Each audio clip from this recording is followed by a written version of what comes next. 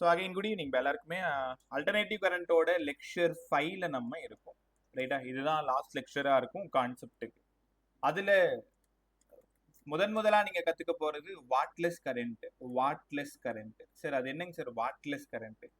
பேர்லயே ஆன்சர் இருக்கு பாருங்களேன். வாட்லெஸ் அப்படின்னா பவர். வாட்னா யாரு? யூனிட் ஆஃப் பவர் வந்து வாட்னு தெரியும். அப்ப வாட்லெஸ்னா சார் அப்படின்னா இங்க பவர் லாஸ் இருக்காதுன்னு சொல்ல வரீங்களா? ஆமா.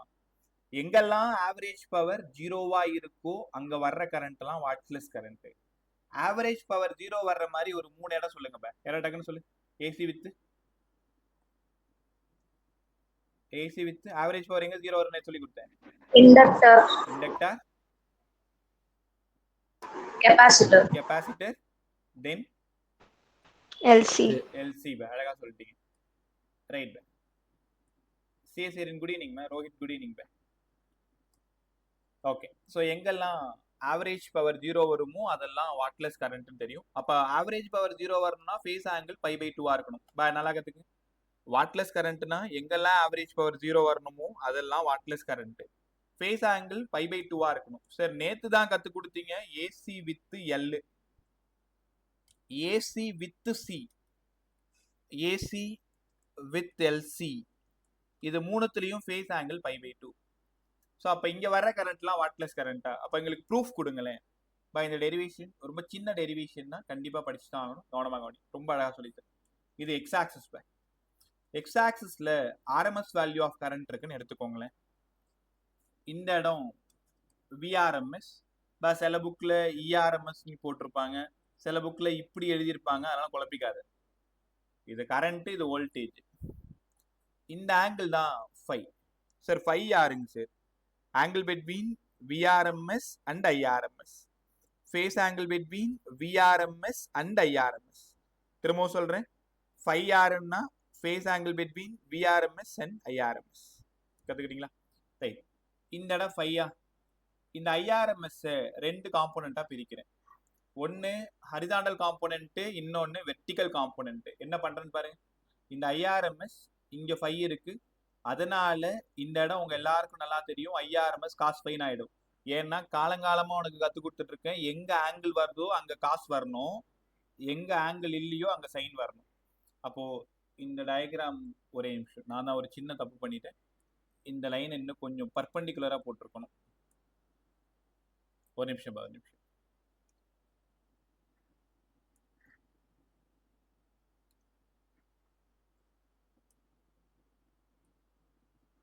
ரைட். ஸோ இது ஐஆர்எம்எஸ் காஸ் ஃபை, அதுக்கு 90 டிகிரியில தான் சைன் ஃபை பண்ணும். உனக்கு தெரியும், ரிசால்வ் பண்ணுறது ரெண்டா ரிசால்வ் பண்ணும். இந்த இடம் IRMS sine phi. Sir resolve பண்ணிட்டீங்க, அப்புறம் என்ன பண்ண போறீங்க?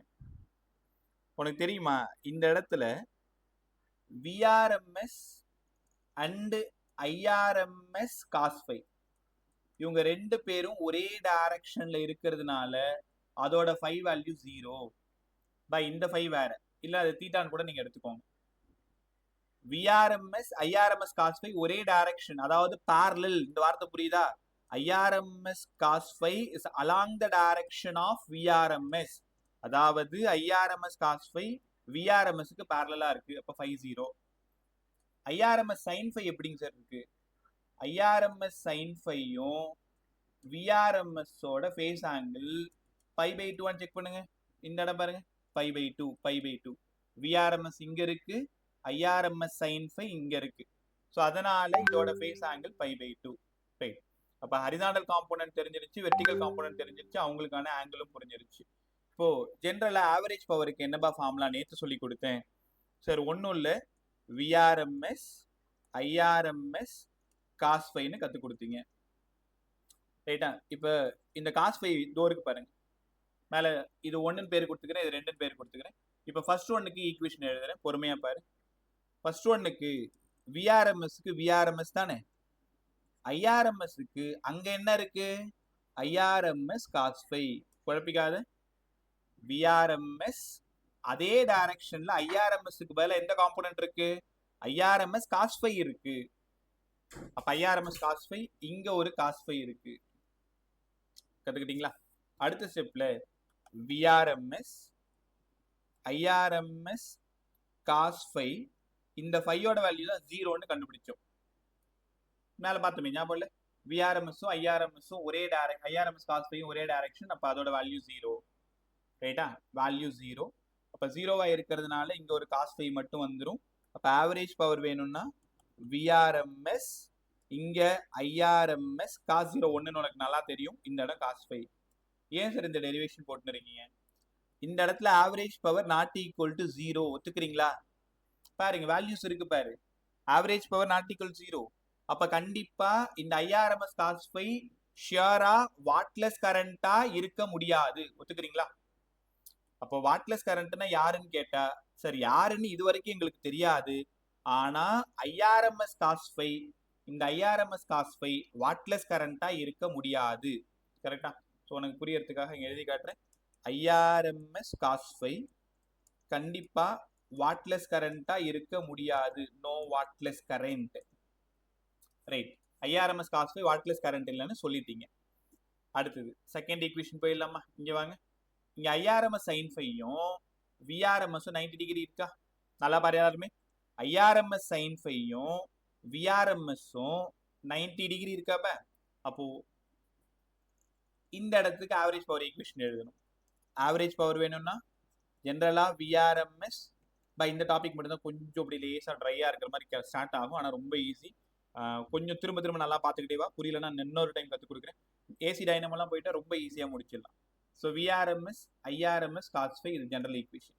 இந்த இடத்துல எந்த காம்போனன்ட்? Perpendicular component. இப்போ பர்பெண்டிகுலர் காம்போனன்ட் யாருங்க? IRMS sine phi. தெரியுதா உனக்கு? இந்த ஐஆர்எம்எஸ்க்கு பதிலாக அந்த காம்போனன்ட் யாரு? IRMS sine phi. இங்க ஒரு காஸ் ஃபை. சார் நம்ம இப்பதானே ஃபைக்கு பதிலாக π/2ன்னு சொன்னோம், ஏன்பா π/2? ஐஆர்எம்எஸ்க்கும் ஐஆர்எம்எஸ் சைன் ஃபைக்கும் விஆர்எம்எஸ்க்குமான ஃபேஸ் ஆங்கிள் π/2ன்னு இப்பதான் படிச்சோம். அப்ப இந்த இடத்துல π/2 என்ன ஆகுது பாரு, sin 90 ஒன்னு ஆயிடுச்சா? ஸோ இந்த இடத்துல π/2. அப்ப விஆர்எம்எஸ் ஐஆர்எம்எஸ் சைன் ஃபை, இங்க ஒரு காஸ் ஃபைக்கு பதிலாக காஸ் π/2. இப்போ காஸ் π/2 கொடுத்துட்டா காஸ் 90 எவ்வளவு? 0. அப்ப இந்த இடத்துல ஆவரேஜ் பவர் 0 வருது. ஆவரேஜ் பவர் எந்த காம்போனன்ட்ல 0 வருது? ஐஆர்எம்எஸ் சைன் ஃபைக்கு 0 வருது. அப்போ உங்ககிட்ட இனிமேல் வாட்லெஸ் கரண்ட் யாருன்னு கேட்டா ஐஆர்எம்எஸ் சைன் ஃபைன்னு சொல்லணும். இதுல எப்படி ப்ராப்ளம் கேட்டிருக்காங்கன்னா, ஐஆர்எம்எஸ் வேல்யூ கொடுத்துருக்காங்க, அப்படி இல்லைன்னா I0 வேல்யூ கொடுத்துருக்காங்க, I0/√2 இந்த இடத்துல சைன் ஃபை, இந்த 5 வேல்யூ கொடுத்துட்றாங்க.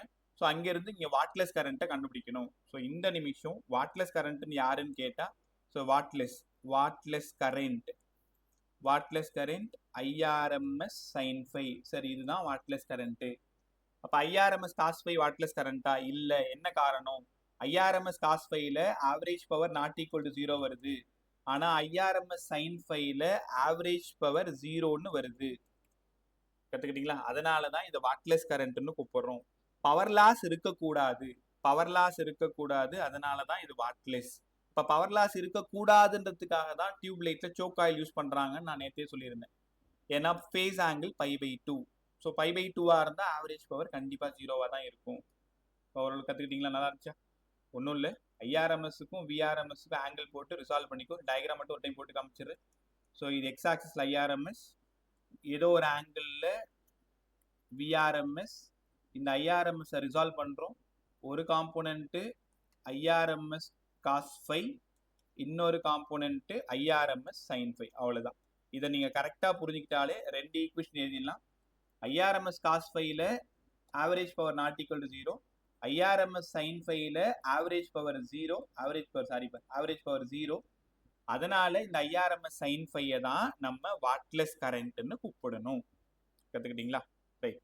அடுத்தது இப்போ பேச போகிறது ஏற்கனவே சொன்ன மாதிரி போர்டுக்கு கிடையாது, நீட் அண்ட் ஜேஇக்கு மட்டும். ஒரு நிறைய நேரம் வேண்டாம், ஒரு 2 நிமிஷம் போதும்.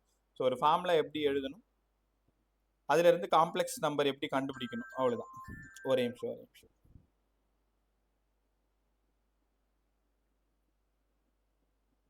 Right. RMS value of complex current wave. RMS value of complex current wave. Arjun, good evening. பொறுமையா பாருங்க. RMS value of complex current wave. இதோட டெரிவேஷன் பத்திலாம் கவலைப்படாது, அதெல்லாம் உனக்கு தேவையில்லை. வெறும் RMS value of complex current வேவ்னா என்ன, அதோட ஃபைனல் ஆன்சர் என்ன, அது எப்படி சம் போடணும், அந்த ஐடியா தெரிஞ்சா போதும். இதே போர்டுக்கு இருந்ததுன்னா நான் டீட்டெயிலாக சொல்லி கொடுத்துருவேன். நமக்கு அவ்வளோ தூரம் இங்கே நேரமும் கிடையாது. அது ஒரு பெரிய டெரிவேஷன் மாதிரி போகும். இப்போ நான் உடனே அது குரூப்பில் சென்ட் பண்ணிடுறேன். காலைல உட்காந்து சால்வ் பண்ணி பார்த்தாச்சு. அது ஒரு பேஜ் அளவுக்கு தான் வருது. பட் அது அவசியம் இல்லை. டேரெக்டாகவே இந்த மாதிரி ஒரு ஈக்குவேஷன் இருந்தால் ஃபைனல் ஆன்சர் எப்படி போடணும் அதை மட்டும் தெரிஞ்சுக்கோயேன். இப்போ உனக்கு நல்லா தெரியும், ஜென்ரலாக ஐஆர்எம்எஸ்ன்னு கேட்டாங்கன்னா I0/√2. ஒன்றும் இல்லைப்பா, இங்கே ஐ வேணும்னா 4 sin ωt இப்படி இருக்கு. இதோட ஆர்எம்எஸ் வேல்யூ கண்டுபிடிக்க சொன்னா இதுதான் I0ன்னு உனக்கு பார்த்ததும் தெரியுது இல்லையா? அப்போ IRMS = I0/√2. அப்போ 4/√2 இதுதான் ஆர்எம்எஸ் வேல்யூ ஆஃப் கரண்ட். அப்போ ஒரு ஈக்குவேஷன் கொடுக்குறாங்க. இப்போ இதே பாருங்களேன், I = 4 sin 100πt. அப்போ இந்த இடத்துல ஒமேகா இருக்க வேண்டிய இடத்துல யார் இருக்கா? 100π இருக்கு. I0 இருக்க வேண்டிய இடத்துல யார் இருக்கா? 4 இருக்கு. இதெல்லாம் தான் ப்ராப்ளத்தில் நீங்கள் கற்றுக்கணும். ஒரு எக்ஸ்பிரஷனில் I0 யாரு, ஒமேகா யாரு, இல்லை அதுக்குள்ளார இருக்கிற ஃப்ரீக்வன்சி யாரு, இது எல்லாத்தையுமே டேட்டா எடுக்க தெரியணும். இங்கே மற்ற கொஷின்லனா நம்ம ரீட் பண்ணுவோம், அவங்க பேர் கொடுத்துருப்பாங்க, அந்த வெலாசிட்டி ஆக்சலரேஷன் பார்த்தாலே VAன்னு நமக்கு தெரியும். பட் இங்கே அப்படி இல்லை, ஒரு எக்ஸ்பிரஷன் கொடுத்துருப்பாங்க, அந்த ஈக்குவேஷன்ல இருந்து டேட்டா எடுக்க கற்றுக்கணும். சரி, இப்போ என்ன சொல்ல போறீங்க? RMS value of complex current wave. நேத்து வரைக்கும், சாரி இந்த நிமிஷம் வரைக்கும் நம்ம பார்த்தது ஒன்று கரண்ட்டுக்கு சைன் யூஸ் பண்ணலாம், இல்லை காசு யூஸ் பண்ணலாம். நான் உங்களுக்கு காசு யூஸ் பண்ணி கற்றுக் கொடுக்கல, வெறும் சைன் மட்டும் தான் கற்றுக் கொடுத்தேன். இதே ஒரே கரண்ட்ல 2 எக்ஸ்பிரஷன் இருந்தாதான் அதை காம்ப்ளெக்ஸ் கரண்ட் வேவ்னு சொல்லணும். ஒன்று இந்த எக்ஸ்பிரஷன் A sin ωt இருக்கும், பிளஸ் இது கூடவே இன்னொரு ஃபங்க்ஷனும் இருக்கும், B cos ωt இருக்கும். A sin ωt plus B cos ωt இந்த மாதிரி கொடுத்துட்டு இதோட ஆர்எம்எஸ் வேல்யூ கேட்குறாங்க.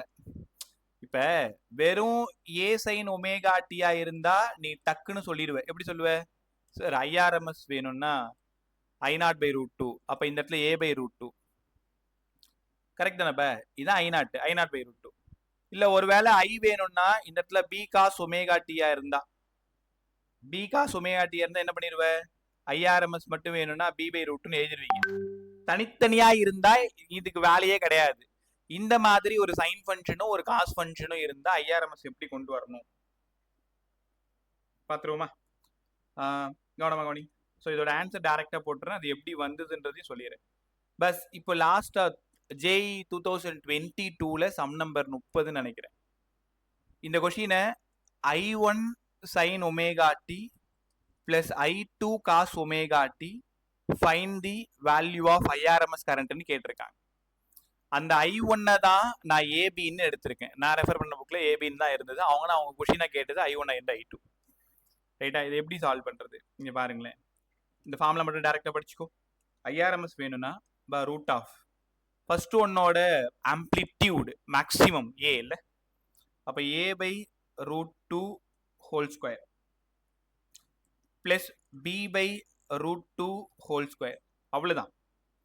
இப்போ அவங்களோட ஆன்சரு ஐஆர்எம்எஸ் வேணும்னா root of I1/√2 whole square I2/√2 whole square. இப்படி தான் இருந்தது ஆப்ஷனில், இப்படி தான் இருந்தது. I1/√2 the whole square plus I2/√2 the whole square. ரைட்டா? வேணா ஒன்று பண்ணலாம், அந்த ரூட் 2 மட்டும் நம்ம காமனாக வெளில எடுத்துட்டு ஃபைனலாக இப்படி எழுதலாமா? ஸோ ஐஆர்எம்எஸ் வேணும்னா 1/√2 root of A square plus B square. இது குழப்பிக்காத, இதுக்கு டெரிவேஷன் போடணும்னு அவசியம் இல்லை. ஒன்று பண்ணுறேன், எல்லாம் குரூப் பாரு. ஒரே நிமிஷம், அந்த டெரிவேஷன் இப்படி தான் இருக்குன்றதை காமிக்கிறதுக்காக போட்டிருக்கேன். அதை நீ படிக்கணுன்ற அவசியம் இல்லை, உனக்கு ஃப்ரீயாக இருந்தேன்னா பார்த்துக்க. ரைட்டா? So A + B the whole square போட்டு எல்லாத்தையும் எக்ஸ்பாண்ட் பண்ணி அதை திரும்ப 0 to Tக்கு இன்டகிரேட் பண்ணால் ஃபைனலாக நமக்கு இந்த ஆன்சர் வரும். ரைட்டா? தேவைன்னா பாரு, நீ தேவைன்னு சொன்னாலே பார்க்க மாட்டேன். என் பசங்க யாருன்னு தெரியும் எனக்கு. ஒருவேளை தேவையில்லை பார்க்க வேணாம்னு சொன்னால் அதை நீ சுத்தமாக பார்க்க மாட்டேன். பட் இருந்தாலும் வாத்தியார் சொல்லிட்டாரு, நம்ம ஒரு டைம் போய் பார்த்துடலாம் அப்படின்னு நினச்சேன்னா சோர்ஸ் அங்கே கொடுத்துருக்கேன். அவசியம் இருந்தால் அதை பார்த்துக்கோங்க. ரைட்டா? ஒரே நிமிஷம்.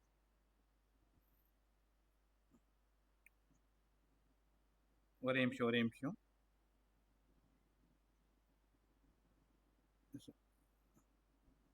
இந்த கொஸ்டின் எப்படி கேட்டிருக்காங்கன்றதையும் பார்த்துரு. நான் ஒரு கிளாரிட்டியோட போகிறது ரொம்ப ரொம்ப நல்லது. எல்லாம் குரூப் பாருங்க. கொஸ்டின் நம்பர் 30 பாருங்க. கொஸ்டின் நம்பர் 30ல 2021 கேட்டிருக்கிற கொஸ்டின் அவங்க எப்படி கொடுத்துருக்காங்கன்னா, ஒரு கரண்டோட எக்ஸ்பிரஷன் கொடுத்துருக்காங்க. I1 sin omega t plus I2 cos omega t. But நம்ம போட்டிருக்கிறது ஒரு சைனுக்கும் ஒரு காசுக்கும் போட்டிருக்கோம், ரைட்டா? இப்படி இருந்தாதான் அது காம்ப்ளெக்ஸ் கரண்ட் வேவ்னு அர்த்தம். Complex current wave. ஸோ இப்படி இருந்த எக்ஸ்பிரஷன் எப்படிங்க சார் எழுதுறது? ஐஆர்எம்எஸ் வேணும்னா இந்த எழுதியிருக்கேன் பாருங்க, 1/√2 root of A square plus B square. இதை மட்டும் தான் ஞாபகம் வச்சுக்கோ. 1/√2 root of A square plus B square, 1/√2 root of A square plus B square, I1 square plus I2 square. இதுதான் இதோட ஆன்சர். ஸோ இது எப்படி வந்ததுன்றது மேலே நோட்ஸ் இருக்கு, அதை பார்த்துக்கோங்க தேவைப்பட்டா மட்டும். கற்றுக்கிட்டீங்களா எல்லாருமே? பா இதை ஒழுங்கா படிச்சு முடிச்சுக்கோ. கண்டிப்பா சொல்லுமா. சப்போஸ் ஃபேஸ் டிஃபரன்ஸ் இருந்துச்சுன்னா எப்படி சால்வ் பண்றது சார்? இதுல எப்படிமா ஃபேஸ், அதாவது நீ sin omega D minus 5 cos omega t plus 5 அப்படி கொடுக்க மாட்டாங்கப்பா, இப்படிதான் கொடுப்பாங்க. ஒருவேளை ஒன்று பண்ணலாம். இப்ப sin ஒமேகா டி பிளஸ் 5/2 அப்படின்னா அது காசா மாறிடுமா? இந்த பக்கத்துல cos ஒமேகா டி மைனஸ் 5/2 சைனா மாறிடுமா? அப்போ அது காம்ப்ளெக்ஸ் கரண்ட் வேவா மாறிடும்ல. இருந்தாலும் நீ கேட்ட கொஸ்டின் என்னன்னா, சார் ஒமேகா டி பக்கத்துல பிளஸ் சம் ஆங்கிள் இல்ல மைனஸ் சம் ஆங்கிள் இருந்தா இந்த கொஸ்டினை எப்படி சால்வ் பண்றதுன்னு கேட்டிருக்கீங்க, கரெக்டா? ஆமா சார். எனக்கு கொஞ்சம் டைம் கொடுங்க, நாளைக்குள்ள நான் கத்து கொடுத்துறேன். நான் அந்த மாதிரி இது வரைக்கும் நான் பார்த்தது இல்லை. நீ கேட்டதுனால எங்கேயாவது இருக்கான்னு தேடி பார்த்து அந்த மாதிரி சம் இருந்தாலும் நாளைக்கு அதை நான் எடுத்துட்டு வந்துடுறேன், ரைட்டா? இப்போதைக்கு ஒரு சைன் ஃபங்க்ஷனையும் காஸ் ஃபங்க்ஷனையும் வச்சு சம் எப்படி போறதுன்னு தெரிஞ்சுக்கோங்க, right? IRMS 1/√2 root of I1 square plus I2 square. நல்லா இருந்துச்சு, ரைட்? ஏற்கனவே சொன்னது வாட்லெஸ் கரண்ட் பத்தி பேசிட்டோம். ஆவரேஜ் பவர் 0 வந்தா வாட்லெஸ் கரண்ட். வாட்லெஸ் கரண்ட்னாலே உனக்கு டக்குன்னு ஞாபகம் வர வேண்டியது சார் ஒன்றும் இல்லை sir, IRMS sin φ. IRMS sin φ. ஐஆர்எம்எஸ்க்கு I0/√2ன்னு எப்பவும் போல உனக்கு தெரியணும். கத்துக்கிட்டீங்களா? ரைட். அங்கிருந்து இன்னும் நம்ம 2 கொஸ்டின் போக போறோம். ஒன்னு சோக் காயில் பத்தி பேசணும், சோக் காயில் பத்தி பேசணும். இன்னொன்னு ஏசி டைனமோ பத்தி பேசணும். சோக் காயில் எப்பவுமே கேட்கக்கூடிய தெரியுமா இருக்கு. Dynamo question 5 mark question. முதல்ல சோக் ஆயில் முடிச்சிடும், அதுதான் ஈஸியா இருக்கும். சரி, சோக் ஆயில்னா நான் என்ன எழுதி கொடுக்குறேனோ அதை அப்படியே படிச்சுக்கோ. நீ உன் விருப்பத்துக்கு எழுதினாலே அது ரைட்டா தான் இருக்கும். சோக் காயில் இதோட வேலை என்னன்னா, இட் இஸ் இண்டக்டிவ் காயில். கவனமா கத்துக்கிட்டே நம்மளை ஏமாத்துற மாதிரி இங்க ஒரு விஷயம் இருக்கும். Choke coil is inductive coil. இது ஒரு இண்டக்டார் பை என் செஷன் வரைக்கும். அதாவது என்ன, நீங்க நிறைய நேரம் எனக்கு வேண்டாம், 8 மணிக்கெல்லாம் நீங்க போயிடலாம். அது வரைக்கும் இங்க எல்லாருமே இருக்கிறது நல்லது. என்னெல்லாம் பேசுறோமோ அது காதுல வாங்குறது நல்லது, ரைட்டா? பாத்துக்கிட்டே வா. கிளாஸ் நடத்துறனோ இல்லையோ அடிக்கடி இந்த வார்த்தையை என்ன பேச வச்சுக்கிட்டீங்க. முதல்ல இதெல்லாம் நான் யோசிக்கவே மாட்டேன், இப்பெல்லாம் அதிகமா யோசிக்க வேண்டியதா இருக்கு. பேக்ல போயிட்டு உங்களோட அந்த ஸ்டூடெண்ட் கவுண்ட்டை பார்க்க வேண்டியதா இருக்கு. டக்குன்னு யார் வெளில போறீங்க, யார் உள்ள வரீங்க, எல்லாத்தையுமே தெரிஞ்சுக்க. முன்னாடி இதுக்கு நான் கடைசியா தான் வருவேன்னு வச்சுக்கோங்களேன்.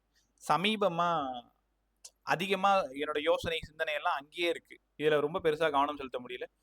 நேத்து பார்த்துட்டே இருக்கேன், ஒரு ½ அன் ஹவர் வரைக்கும் 24, 27, 28 பேர்கிட்ட இருந்தீங்க. கடைசியா எண் வரும்பொழுது 19 பேர் வந்து நிக்கிறீங்க. அது 8 பேர் எங்க தான் போனீங்கன்னு எனக்கு தெரியல. அப்புறமா கேட்கும் பொழுது ரீசன் வந்து ஒரு நல்ல ரீசனா சொல்லிட்டு இருக்கீங்க. பட் எண் வரைக்கும் கத்துக்கிட்டு போறது ரொம்ப ரொம்ப நல்லது, ரைட்? இதுக்கப்புறம் நான் அந்த பக்கமே போல, லாஸ்டா உங்களை பாக்குறேன் 8 o'clock அந்த வந்து பாக்குறேன். Choke coil is inductive coil. இதோட வேலை என்னங்க sir? To control the current, to control the current in an AC. இந்த நோட்ஸை படிச்சுட்டு நீ எந்த புக் வேணாலும் போய் படி. To control the current in an AC. அதுக்கு நாங்க ரெசிஸ்டாரை யூஸ் பண்ணிக்கலாம் தானே? ரெசிஸ்டார் யூஸ் பண்ணலாம் தானே? நீ கேட்கணும் என்கிட்ட. To control the current in an ஏசின்னு சொல்லிட்டீங்க.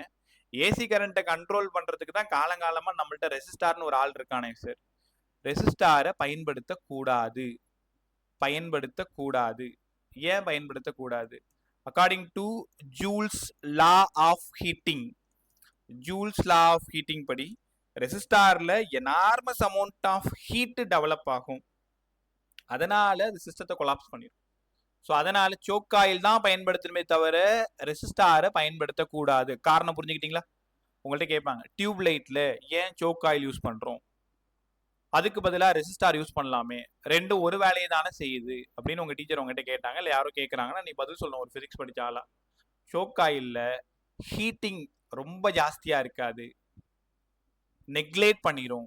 ஆனா ரெசிஸ்டார் அப்படி இல்லை, ஜூல்ஸ் லா ஆஃப் ஹீட்டிங் படி நிறைய ஹீட் டெவலப் ஆகும். ரைட்டா?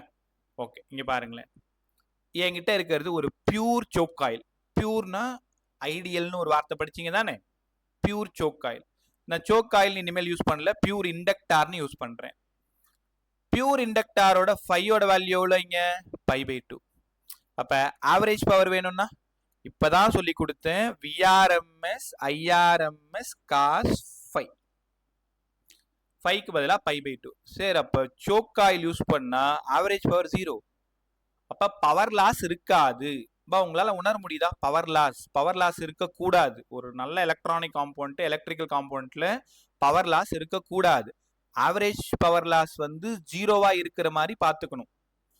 அப்ப இந்த இடத்துல பியூர் இண்டக்டரா இருந்தா ஆவரேஜ் பவர் 0. அதனால தான் சோக் ஆயில் நம்ம பயன்படுத்துறோம்னு நம்ம பெருமையா சொல்லிட்டு இருக்கும் பொழுது இன்னொரு பிரச்சனை என்ன வருது தெரியுமா? பியூர் இண்டக்டார்னு எங்க இருக்கு அதை காட்டுங்க முதல்ல. யாராவது அந்த மாதிரி இண்டக்டாரை தயாரிச்சிருக்காங்களா? அப்படி ஒரு இண்டக்டார் உலகத்திலே கிடையாது. இது ஐடியல். எப்படி கார்னாட் என்ஜின் படிச்சிங்களோ, எப்படி ஐடியல் டிரான்ஸ்ஃபார்மர் படிச்சிங்களோ, அந்த மாதிரி இது ஒரு தியரிட்டிக்கல். இது வந்து ப்ராக்டிக்கலா பண்ணல. தியரிட்டிக்கல்னா இப்படி இருந்தா எப்படி இருக்கும், பியூரா இருந்தா ஆவரேஜ் பவர் 0வா இருக்கும். ஆனா இந்த சோக் ஆயில் இருக்கு பத்தியா, பியூரா கண்டிப்பா இருக்காது. நம்ம கூப்பிடாமலேயே அழையா விருந்தாளியா யார் வந்துருவா? கூட ஒரு ரெசிஸ்டார் வந்துரும்.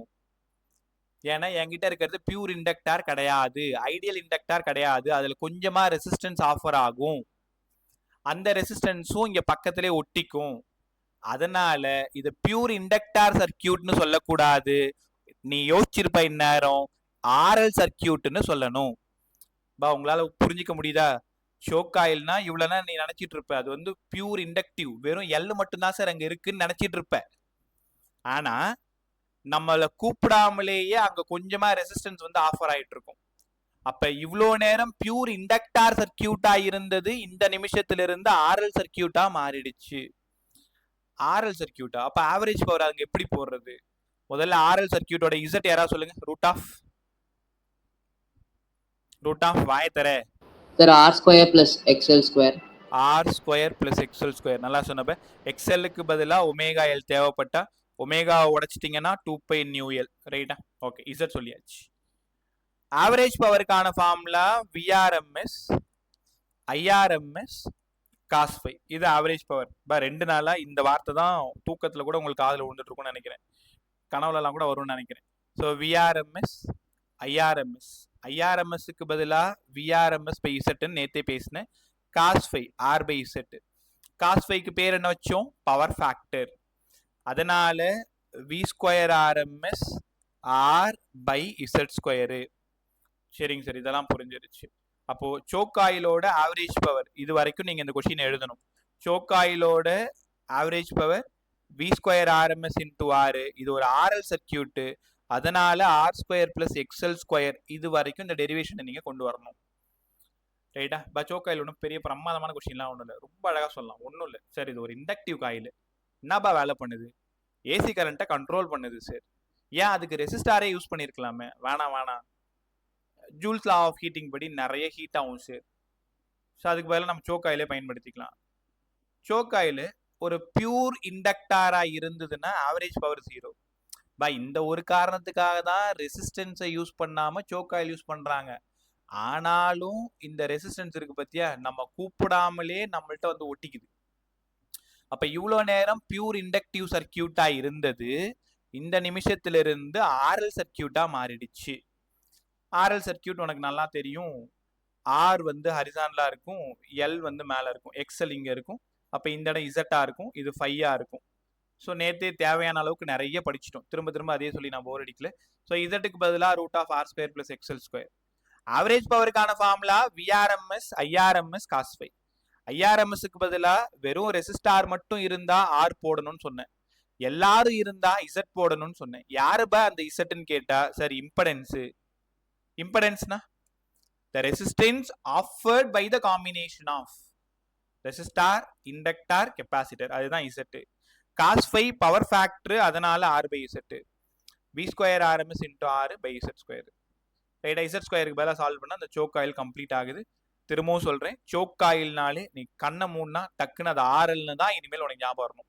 பை ஒரு 2-3 நாளாவே நம்ம ஆர்எல்சி தனியாக பார்த்தோம், ஆர்எல் தனியாக பார்த்தோம், ஆர்சி பார்த்தோம், எல்சி பார்த்தோம், இவ்வளோ பேசிட்டோம். சோக் காயில்னா டியூப்லைட்ல இருக்கக்கூடிய ஒரு காயில் அப்படின்னு நினைச்சிட்டு இருக்க கூடாது. அது ஒரு ஆர்எல் சர்க்கியூட்டு. பியூர் இண்டக்டாரா இருந்ததுன்னா 5 value 0, sorry average power 0, 5 value π/2, அந்த மாதிரி இல்லை. அப்போ இது ஒரு ஆர்எல், பவர் லாஸ் கண்டிப்பாக இருக்கும். அதனால தான் நம்ம எவ்வளோ நல்ல சோக் காயில் போட்டாலும் அதில் கொஞ்சமாக பவர் லாஸ் இருக்கிறது. ரைட்டா? ஸோ இப்போ இருக்கிற சயின்டிஸ்டோட வேலை என்ன? இந்த லாஸஸை குறைக்கிறது தான். இப்போ லாங் பவர் டிரான்ஸ்மிஷன், இப்போ நெய்வேலியிலேருந்து சென்னைக்கு கரண்ட்டை கொண்டு போகணும்னு வச்சுக்கோங்க, வயர் வழியாக தான் கொண்டு போகணும், இல்லை பஸ்லேயே ஏற்றி போட்டு அனுப்ப முடியும் கரண்ட்டை. வயர் வழியாக கொண்டு போகும்போது 100 ரூபாய்க்கு கரண்ட் நான் அனுப்புனா உங்ககிட்ட 40 ரூபாய்க்கு வந்து தான் சேரும். அவ்வளோ லாஸ் இருக்கும். அதனால தான் சூப்பர் கண்டக்டர்லாம் அடுத்தடுத்த ஜெனரேஷனுக்கு நம்ம போகிறது. ஸோ இப்போ ஆராய்ச்சிகள் எல்லாமே என்ன சொல்லுதுன்னா, எல்லா லாஸஸையும் ரெடியூஸ் பண்ணுறது தான் ஐடியல்னு ஒரு விஷயத்துக்குள்ளார வர்றது. பட் இது வரைக்குமே ஐடியல்ன்றது இம்பாசிபிளாக தான் இருக்குது. ஐடியலுக்கான மீனிங் 100% எஃபிஷியன்சி. அப்படி இருந்துட்டா எதுவுமே லாஸஸ் இல்லாமல் நமக்கு எல்லாமே சூப்பராக கிடச்சிரும். ரைட்டா? ஸோ ஃப்யூச்சரில் நீங்களும் பெரிய சயின்டிஸ்டான இந்த பக்கம் இருக்கிற விஷயத்தெல்லாம் லாஸஸை கொஞ்சம் எல்லாத்துலேயுமே குறைக்க ட்ரை பண்ணிங்கன்னா கெயின் ரொம்ப ஜாஸ்தியாக இருக்கிற மாதிரி பார்த்துக்கலாம். கற்றுக்கிட்டிங்களா? Right, last topic AC dynamo. ரெடியாக இருக்கு, செம்ம ஜாலியாக இருக்கு பாருங்க. நான் எப்படி சொல்லி கொடுக்கணும் அதே மாதிரி படிச்சுட்டு போய் ஒரே ஒரு டைம் புக்கை பாரு, எப்படி எழுதியிருக்காங்கன்னு மட்டும் பாரு, நீ மாட்டம் ஓனாக எழுதிக்கிட்டே இருக்கலாம், சூப்பராக இருக்கும். ரைட், இது எல்லாத்துக்குமே நோட்ஸ் சென்ட் பண்ணி விட்டுறேன். நான் அனுப்புகிற நோட்ஸ்லேயே நீ படிக்கலாம், இல்லை நீ எஸ்எல்ஆர் வச்சுருந்தா அதை கூட ஃபாலோ பண்ணிக்கோ, விருப்பம் தான். கற்றுக்கலாமா? டாப்பிக்கோட பேர் ஏசி டைனமோ. ஏசி டைனமோவில் ப்ராப்ளம்ஸ் எதுவும் பெருசாக இருக்காது. உங்கள் போர்டுக்கு ரொம்ப இம்பார்ட்டண்ட்டான 5 மார்க் கொஷின். டயக்ராம் ட்ரா பண்ணணும், அதுக்கப்புறமா அதோட கன்ஸ்ட்ரக்ஷன் சொல்லணும், எப்படி ஒர்க் பண்ணுதுன்னு சொல்லணும், அதுக்கப்புறம் ஃபைனலாக ஒரு சின்ன டெரிவேஷன் போடணும். ரைட்டா? சரியாக இன்னும் 20 நிமிஷம் இருக்குது. இந்த கொஷினை சால்வ் பண்ணுறதுக்கு எனக்கு 20 நிமிஷம் போதும். அதனால் இந்த 20 நிமிஷம் இந்த கொஷினை கற்றுக்கிட்டு ஒரு சின்ன ரிவிஷன் முடிச்சுட்டு நீங்கள் கிளம்பிடலாம். அதனால் இந்த 20 மினிட்ஸ் அவ்வளோ இம்பார்ட்டன்ட். உன்னோட படிக்கிற நேரத்தை எல்லாத்தையுமே நான் குறைச்சிடுறேன். கதை சொல்கிற மாதிரி சொல்கிறேன், சூப்பராக காது கொடுத்து கேளு. அந்த கதையை இன்னொருத்தவங்கள்ட்ட சொல்லு, அந்த கதை உனக்கு அப்படியே மனசில் பதிஞ்சிடும். இந்த கொஷினோட பேர் அல்டர்னேட்டிங் கரண்ட் ஜெனரேட்டர். ரொம்ப அழகாக சொன்னால் ஏசி டைனமோ. கரண்ட் இல்லாத காலங்களில் நம்ம வீட்டில் ஜெனரேட்டர் போகுது இல்லை, அதுதான் ஏசி கரண்ட் ஜெனரேட்டர். ஜெனரேட்டரை கொஞ்சம் டீசெண்டாக கூப்பிடணும்னா டைனமோன்னு கூப்பிடணும். ரைட்டா? இதோட வேலை என்னங்க சார்? எல்லாரும் ஃபர்ஸ்ட் பாயிண்ட் படிக்கிறீங்களா? மெக்கானிக்கல் எனர்ஜியை எலக்ட்ரிக்கல் எனர்ஜியா கன்வெர்ட் பண்ணுது. ஃபர்ஸ்ட் பாயிண்ட் படி எல்லாரும். To convert mechanical energy into electrical energy. Correct தானே? உள்ள அந்த காயில் சுத்தும் போது கரண்ட் வருது, காயில் சுத்துறது மெக்கானிக்கல் எனர்ஜி, கரண்ட் வர்றது எலக்ட்ரிக்கல் எனர்ஜி. ஃபர்ஸ்ட் பாயிண்ட் சொல்லிடுவீங்களா நாளைக்கு எல்லாத்தையுமே? AC dynamo mechanical energy electrical எனர்ஜியா கன்வெர்ட் பண்ணுது. நான் உங்ககிட்ட பலமுறை சொல்லியிருக்கேன், ஒரு டிவைஸ் ஒர்க் பண்ணுதுன்னா அது ஏதோ ஒரு பிரின்சிபல்ல தான் வேலை செய்யும்னு சொல்லியிருக்கேன். ஆமாம் சார், என்ன பிரின்சிபலாக இருக்குன்னு நினைக்கிறீங்க? Electro magnetic induction. இவனை எங்கேயோ பார்த்த மாதிரி இருக்கு சார், போன லெசன்ல பார்த்தோம். ஆமாம், ஃப்ளக்ஸ் சேஞ்ச் ஆச்சுன்னா இஎம்எஃப் இன்டியூஸ் ஆகும். இஎம்எஃப் இன்டியூஸ் ஆனால் கரண்ட் வரும். அப்போது 5 வேணும்னா NBA காஸ் தீட்டா, E வேணும்னா -ஆஃப் d∅dt. இதெல்லாம் உனக்கு ஞாபகம் வருதாப்ப? அப்போ ஃப்ளக்ஸ் சேஞ்ச் ஆச்சுன்னா இஎம்எஃப் இன்டியூஸ் ஆகும், இஎம்எஃப் இன்டியூஸ் ஆனால் கரண்ட் வரும் sir. Right, electro magnetic induction ஒன்றும் இல்லைப்ப. இப்போ இது வந்து ஒரு காயில் வச்சுக்கோங்களேன், ஒரு காயில். மேக்னெட்டிக் ஃபீல்டில் இந்த காயில் இருக்குது, இந்த காயில் வந்து ரொட்டேட் ஆகுது. நான் இன்னும் டிஸ்கிரிப்ஷன் உள்ளார போகலை, அப்படியே பார்த்துக்கிட்டே வா. உள்ளே போகிறதுக்கு முன்னாடி உங்களுக்கு சின்ன சின்ன விஷயங்கள் அப்படியே கற்றுக் கொடுத்துட்டு போகிறேன். மேக்னெட்டிக் ஃபீல்டில் ஒரு காயில் ரொட்டேட் ஆகுது, அப்போ அங்கே என்ன நடக்கும்? ஃப்ளக்ஸ் சேஞ்ச் ஆகும். ஃப்ளக்ஸ் சேஞ்ச் ஆனால் என்ன நடக்கணும் உனக்கு நல்லா தெரியும், இஎம்எஃப் இன்டியூஸ் ஆகும். இஎம்எஃப் இன்டியூஸ் ஆனால் யார் வருவா? இன்டியூஸ்டு கரண்ட் வரும், அக்கார்டிங் டு லென்ஸ்லா படி. ரைட்டா? ஒரு ஸ்ட்ராங் மேக்னெட்டிக் ஃபீல்டில் காயில் ரொட்டேட் ஆச்சுன்னா ஃப்ளக்ஸ் சேஞ்ச் ஆகும். when a closed coil is rotated in a strong magnetic field, so அதனால flux change ஆகுது, அதனால EMF induce ஆகுது, அதனால current வருது. So direction of current is given by Fleming's right hand rule. இந்த வார்த்தையை நீங்க கண்டிப்பா அடுத்தது எழுதணும். direction of current. direction of current யார் சார் சொல்றது? Fleming's-ஓட right hand rule. Fleming's-ஓட right hand rule. உனக்கு left hand rule நல்லா சொல்லி கொடுத்துட்டேன். இன்னைக்கு தான் right hand rule சொல்ல போறேன். Fleming's-ஓட right hand rule. ரைட்டா? உள்ள போறதுக்கு முன்னாடி Fleming's-ஓட right hand rule பேசிருவோமா? The forefinger, middle finger, thumb finger of right hand, thumb finger, forefinger, middle finger are mutually perpendicular to each other. உனக்கு தெரியும் இல்லையா எப்படி வைக்கணும்ட்டு? நிறைய ஃபோட்டோஸ்லாம் போட்டிருந்தேன், நீங்கள் பார்த்துருப்பீங்க. 90 டிகிரி இருக்கும். ஃபோர்ஃபிங்கர் எப்போவுமே டைரக்ஷன் ஆஃப் மேக்னெட்டிக் ஃபீல்டு. படிங்க. Forefinger reference direction of magnetic field. நீங்க ரெண்டாவது இங்க தம்பை தான் எழுதணும். Thumb motion of a conductor, motion of a conductor, thumb finger. Middle finger தான் கரண்டோட டைரக்ஷனை கொடுக்கும், டைரக்ஷன் ஆஃப் கரண்ட். என் கூட படிச்சிடுறீங்களா? ஒரு டைம் படிச்சிருப்பாக்கும். Fleming's-ஓட right hand rule. Stretch, four finger, middle finger, thumb finger are mutually perpendicular to each other. Forefinger represents direction of magnetic field and thumb shows the direction of motion of a conductor and middle finger represents direction of current, direction of induced current னு சொல்லணும். ஏன்னா வேல்யூஷன்ல இருக்கும்பொழுது வெறும் current போட அடிச்சிட சொல்லிட்டாங்க. இப்போ இல்லை, நான் சொல்றது ஸ்டேட் போர்டில் இருக்கும்பொழுது. ரைட்டா? அப்படியே இருக்கிற மாதிரியே இருக்கணும்னா நம்ம எப்படி எழுதுறது? கம்ப்யூட்டரா நம்ம? ஸோ அதனால அது மாதிரி எதிர்பார்ப்பாங்க. நீ இன்டியூஸ்ட் கரண்ட் மட்டும் எழுதிட்டு போயேன்.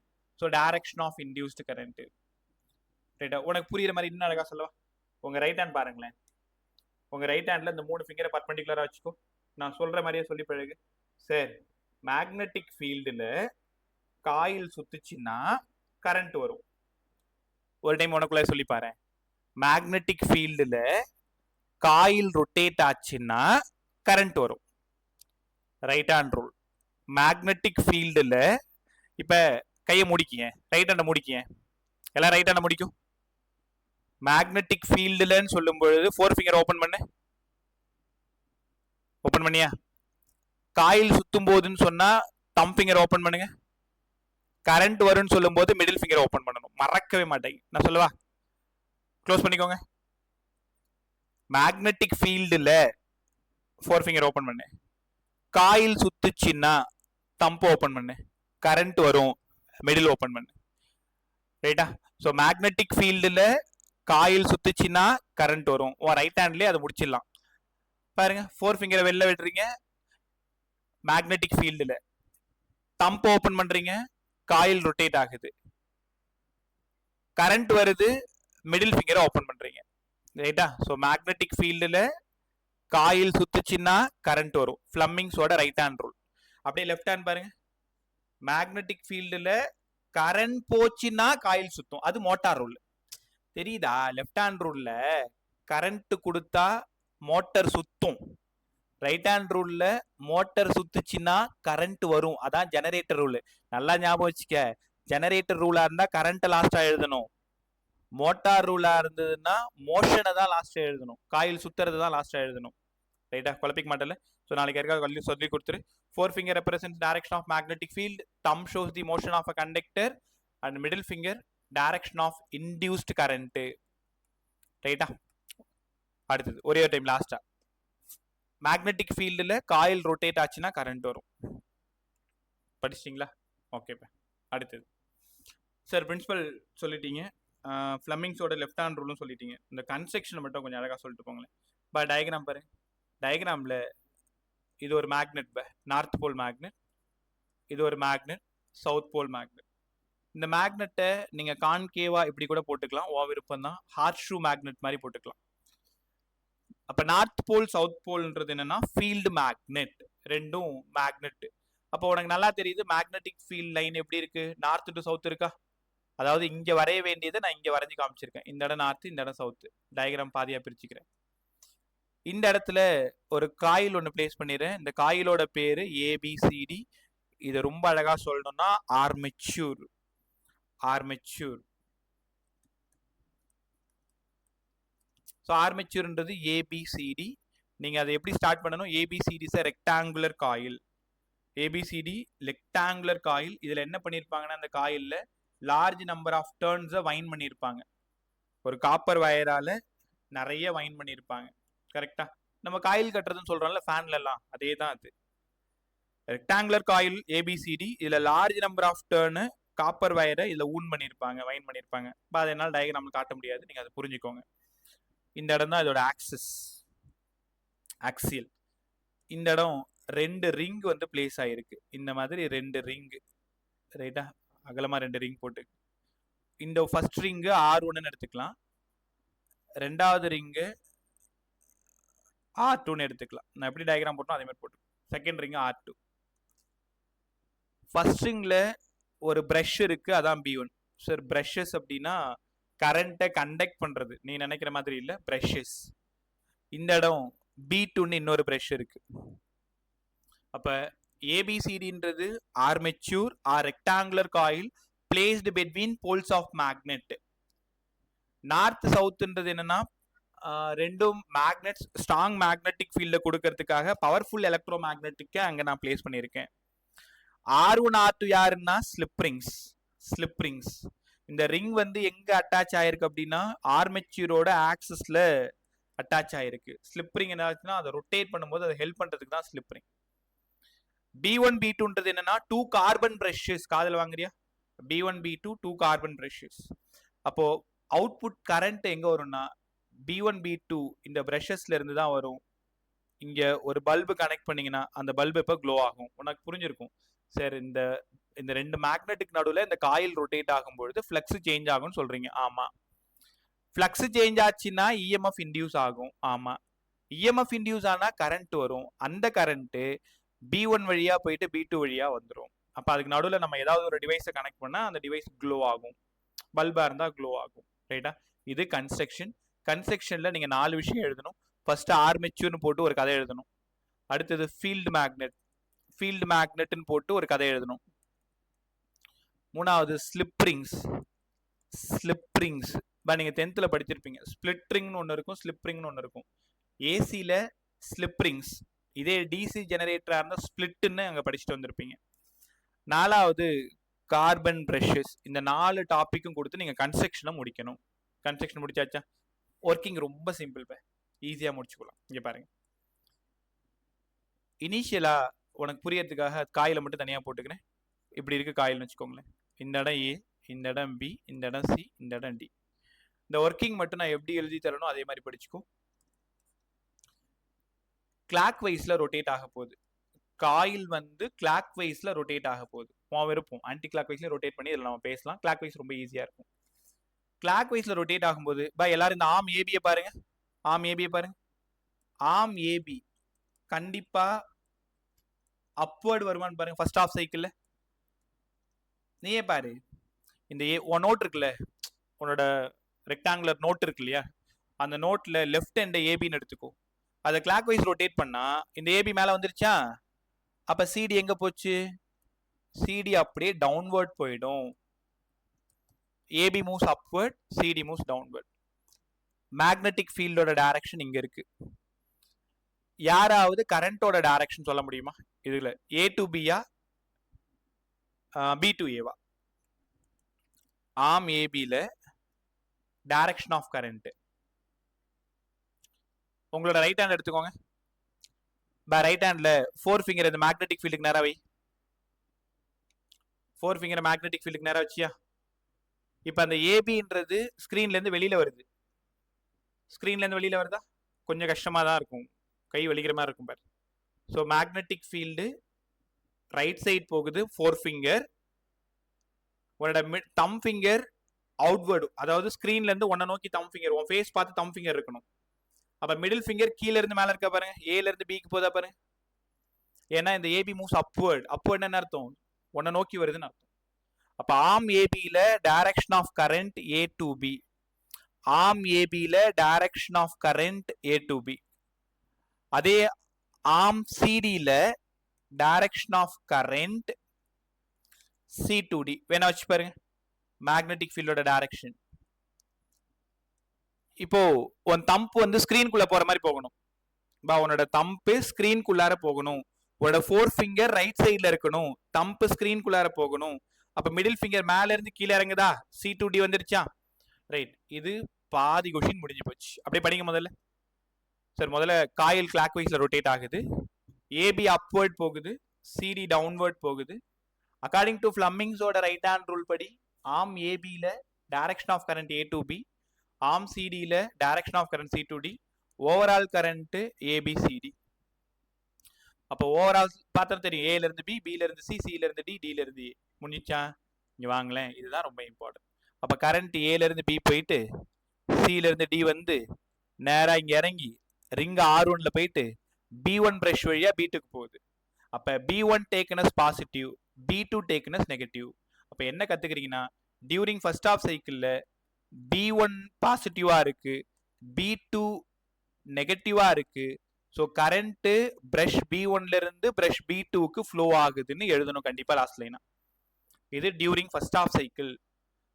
அவ்வளவுதான் பா. இப்ப என்ன எழுதிருக்குமோ அங்க ஒரு பேராகிராஃப் மாதிரி எழுதிருப்பாங்க. ஸோ காயில் கிளாக் வைஸ்ல ரொட்டேட் ஆகுது, AB moves upward, CD moves downward, arm AB current flows A to B, arm CD current flows C to D. So overall coil ABCD. அப்ப current flows from brush 1 to brush 2.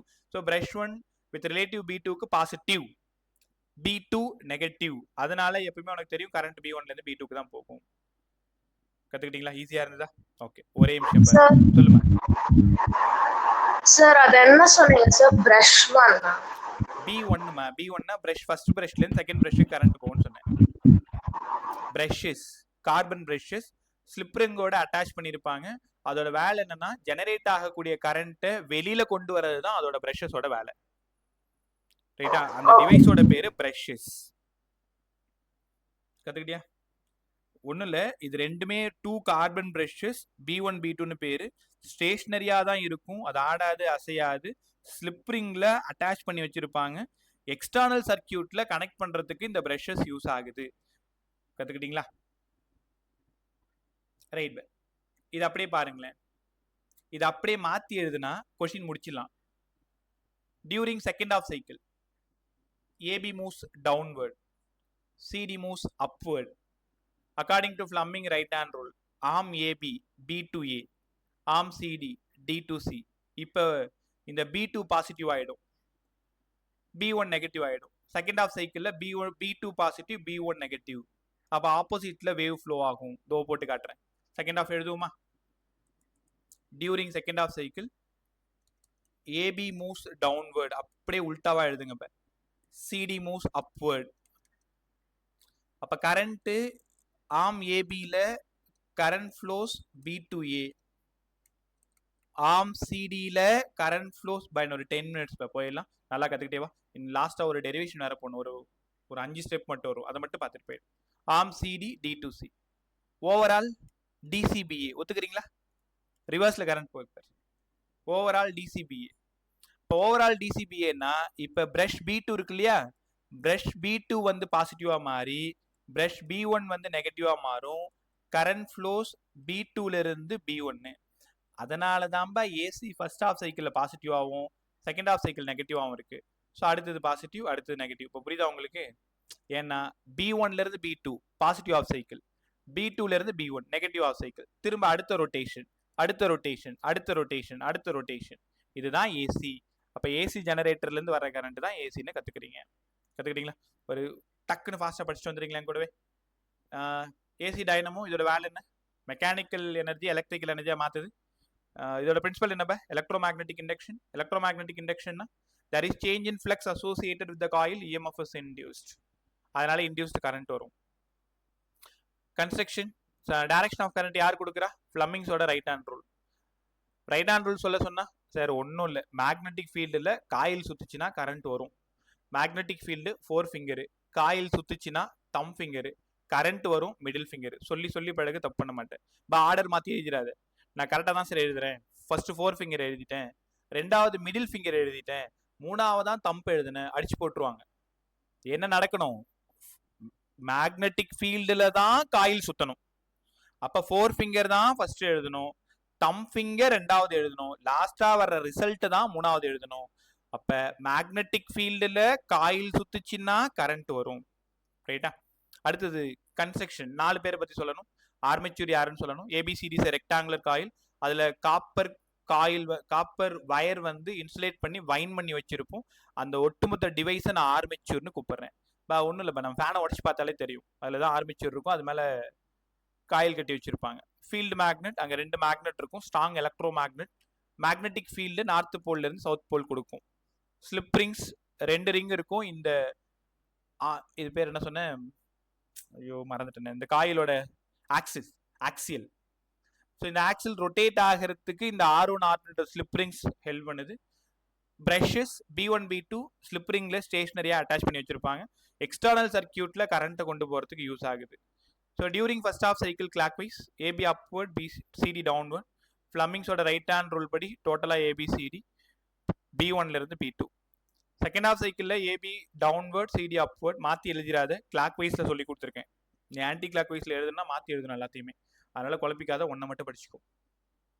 இந்த இடத்துல ஃபைனலாக DCPA solve பண்ணால் B2 to B1 போயிடும். ரைட்டா? So இது வரைக்கும் எழுதுனா 3 மார்க் தான் கொடுப்பாங்க. லாஸ்ட்டாக இந்த ஒரு 5 நிமிஷம் வேலை தான் ரொம்ப ரொம்ப இம்பார்ட்டன்ட். பொறுமையாக பார்த்துக்கிட்டே வா. 5க்கு பதிலாக NBA காஸ் தீட்டான்னு போன கிளாஸில், அதாவது போன லெசனில் சொல்லி கொடுத்தேன். ரைட்டா?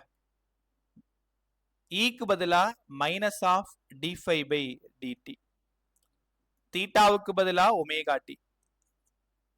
ஞாபகம் இருக்கா உனக்கு? ஸ்டாட்டிக், டைனமிக், பீரியாடிக்னு 3 விஷயம் சொல்லி கொடுத்தேன். Methods of producing induced EMF, static EMI, dynamic EMI, periodic EMIன்னு ஞாபகப்படுத்தணும். ஆங்கிள் மட்டும் சேஞ்ச் ஆச்சுன்னா பீரியாடிக் EMI. அப்பயே சொன்னேன், ஏசி ஜெனரேட்டர்ல நம்ம அங்கே போய் படிப்போம்னு உன்ட்ட சொல்லியிருந்தேன். அப்போ இந்த இடத்துல ஆங்கிள் சேஞ்ச் ஆகிறதுனால ஏசி டைனமோல நடக்கிறது பீரியாடிக் EMIன்னு இன்னைக்கு கற்றுக்கோங்க. இப்போ ஈக்கு பதிலாக மைனஸ் ஆஃப் d/dt, 5க்கு பதிலாக NBA காஸ் தீட்டா, தீட்டாவுக்கு பதிலாக ஒமேகா டி. ரைட்டா? அப்போ NBAவை தூக்கி வெளில போட்டுருங்க. காஸ் ஒமேகா டியை டிஃபரன்ஷியேட் பண்ணால் minus sine omega t, omega t ஒரு ஒமேகா. அப்போ இந்த மைனஸ் ஆஃப் மைனஸ் ப்ளஸ் ஆகிடும். NBA omega sine omega t. ஃபைனலாக இதை தான் தேடி வந்தீங்க. இது எல்லாமே கான்ஸ்டன்ட் மாதிரி தெரியுதுங்களே சார். என்ன நம்பர் ஆஃப் டர்ன் ஒரு டைம் ஃபிக்ஸ் பண்ணிட்டா கான்ஸ்டன்ட்டு. பி மேக்னெட்டிக் ஃபீல்டு, ஆமாம் அதுவும் கான்ஸ்டன்ட்டு.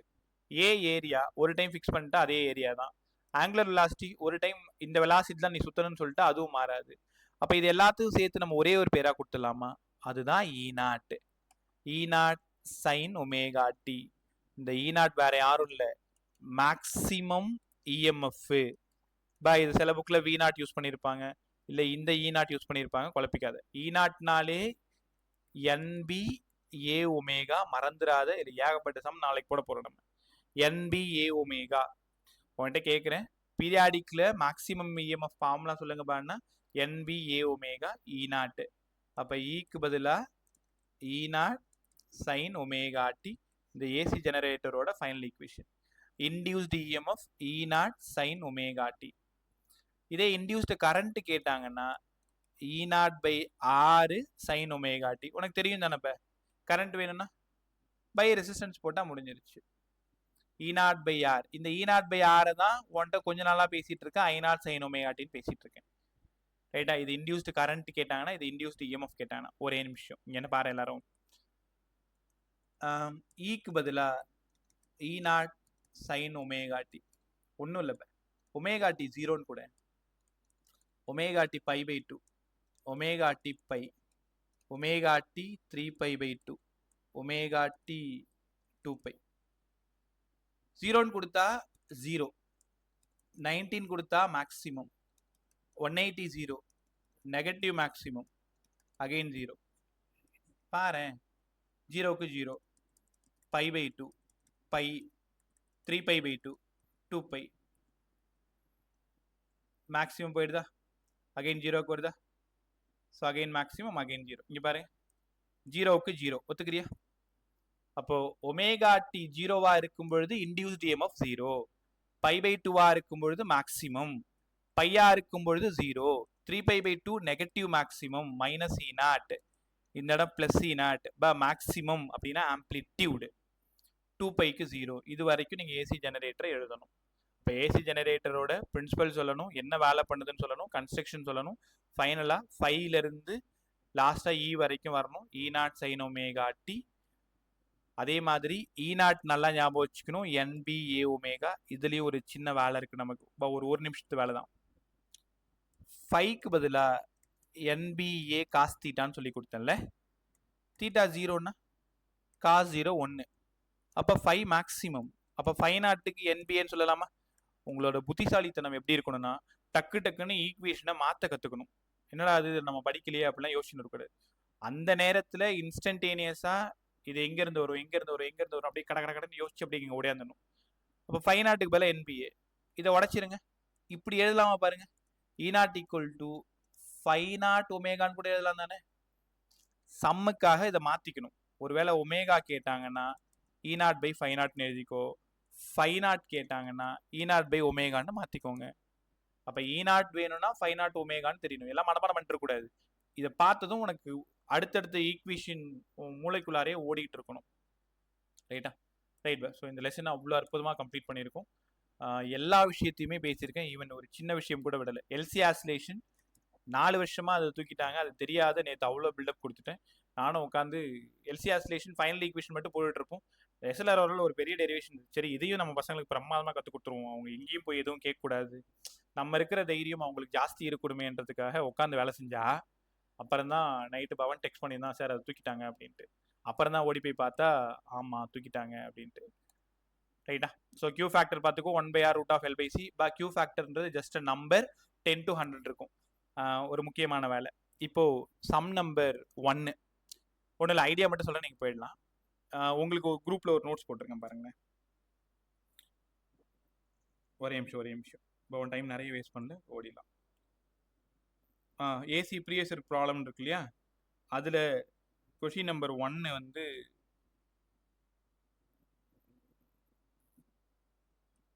ஒரு நிமிஷம், எந்த கொஷின்? சரி நான் பார்த்துட்டு சொல்கிறேன். Q ஃபேக்டர்லேருந்து ஒரு சம்மு நேற்று என்ன சொல்லி கொடுத்தேன், Q ஃபேக்டருக்கு ω0/, இதை மட்டும் பார்த்துட்டு போங்க. ω0/del omega, ω0க்கு 1/√LC del omega. யாரா சொல்லுங்க, R/Lன்னு சொன்னா L/Rன்னு சொன்னா? நான் மறந்துட்டேன், நீயும் மறந்துட்டு தானே. R/L del omega R/L. ரைட்டா? இந்த del ஒமேகான்றது என்ன ஞாபகம் வருதா? கிராஃப்ல இந்த 2 பாயிண்ட்டை மார்க் பண்ணணும். ஒன்று ω1 இருக்கும், ஒன்று ω2 இருக்கும், இந்த இடம் ω0 இருக்கும். ரைட்டா? அப்போ ω1 - ω0, ω2 - ω0, இது -R/2L, இது +R/2L, ரெண்டும் சேர்ந்தது தான் பேண்ட் விட்த் R/Lன்னு சொல்லி கொடுத்துருந்தேன். ஞாபகம் வந்துச்சுப்பா, நீட்டோட 2023 கொஷின் இந்த கொஷின். ஒரே நிமிஷம்.